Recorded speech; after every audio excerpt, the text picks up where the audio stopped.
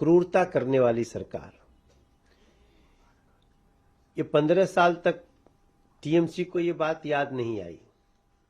मध्य प्रदेश में कब से भारतीय जनता पार्टी की सरकार लाडली योजना दे रही है, हरियाणा में दे रही है, महाराष्ट्र में दे रही है, छत्तीसगढ़ में दे रही है। क्या पहले ये दीदी नहीं दे सकती थी? तो ये सिर्फ उस समय के लिए एक इनका पैतरा है जब इनकी सरकार जा रही है।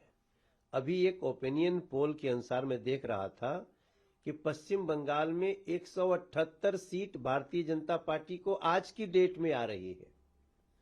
अभी तो चुनाव जब वोटिंग का डेट नजदीक आएगा तब और भी ज्यादा पश्चिम बंगाल का व्यक्ति सोचेगा, भाई बहन युवा सब सोचेगा, और जो अत्याचार और लूट किया है, जो रिलीजन के नाम पे, धर्म के नाम पे जो तकलीफें दी हैं, अब उसका पश्चिम बंगाल के लोग टीएमसी को हटाकर उसका बदला लेंगे, और ओपिनियन पोल यही कह रहा है।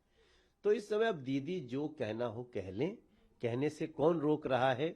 लेकिन जो 15 साल में एक बार ऐसा नहीं सोचा, तो भारतीय जनता पार्टी आएगी तो वो ये सब करेगी, वो लोगों को सहायता देगी जैसे अन्य राज्यों में दिया जाता है।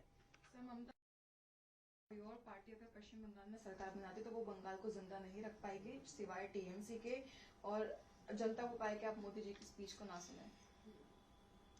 मोदी जी की स्पीच को ना सुने, यही डर दिख रहा है ममता जी के चेहरे पे, क्योंकि मोदी जी जो कहते हैं वो करते हैं।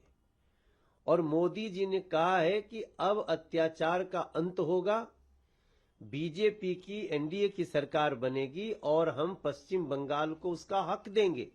हर व्यक्ति बड़े ही बिना भय के और गर्व से पश्चिम बंगाल में ease of living, ease of doing और पश्चिम बंगाल की अस्मिता को आगे बढ़ाएंगे। वो कार्य नरेंद्र मोदी जी समझाएंगे, उसको सुनने नहीं देना चाहती हैं। अब सच्चाई ये है कि पश्चिम बंगाल में मां भी रो रही है, माटी भी रो रहा है, मानुष भी रो रहा है, और टीएमसी सरकार का अब खात्मा हो रहा है। अब बीजेपी आएगी और आप देखना कि 5 साल में कैसे हम पश्चिम बंगाल को, इस देश का जो सिरमौर पश्चिम बंगाल था, उसको बनाते हैं।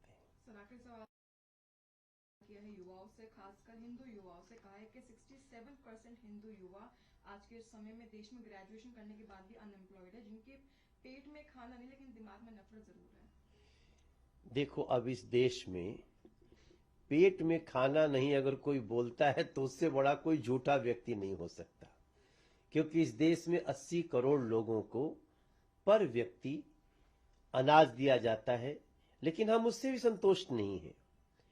ये युवाओं को जितनी संख्या में रोजगार दिया गया है इस देश में, वो मोदी सरकार ने करके दिखाया है। अभी अभी सदन में इसका पूरा ब्यौरा दिया गया है। और रही बात, जो हमारे युवा भाई अभी रोजगार के लिए बचे हुए हैं, उनको भी देने का काम, उनके लिए प्लानिंग मोदी सरकार ही कर सकती है। ओवैसी जी चिंता कर रहे हैं, बड़ी अच्छी बात है, लेकिन ओवैसी जी इस बात की चिंता करें कि आप जो नफरत परोस रहे हो वो ठीक नहीं है।